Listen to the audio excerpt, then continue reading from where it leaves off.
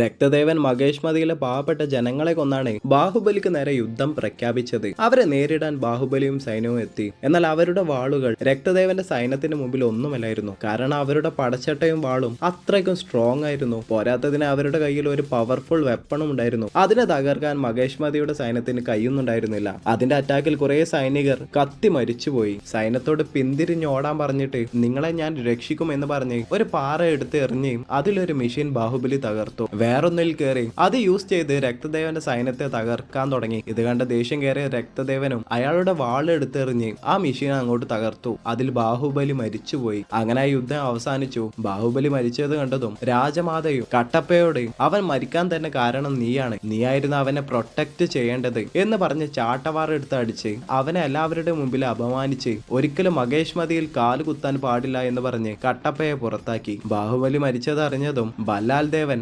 സിംഹാസനം സിമ്പിളായി കിട്ടുമെന്ന് വിശ്വാസം വരാൻ തുടങ്ങി. അങ്ങനെ 6 മാസം കഴിഞ്ഞു. ഒരു കോറിയിൽ കുറെ ആളുകൾ പണിയെടുക്കുന്നുണ്ട്. പക്ഷെ അവിടുത്തെ ഗാർഡ്സ് ഒരു ദയവും ഇല്ലാതെയാണ് അവരോട് പെരുമാറുന്നത്. ഇത് കണ്ട ഒരാൾ പെട്ടെന്ന് അവിടേക്ക് വന്നു. ആ ഗാർഡിന്റെ കൊങ്ങക്ക് പിടിച്ച് കൊക്കയിലേക്ക് ഇട്ടു. എല്ലാവരും ഈ രക്ഷകൻ ആരായിരിക്കുമെന്ന് നോക്കിക്കൊണ്ടിരിക്കുമ്പോൾ അത് വേറെ ആരുമല്ലായിരുന്നു,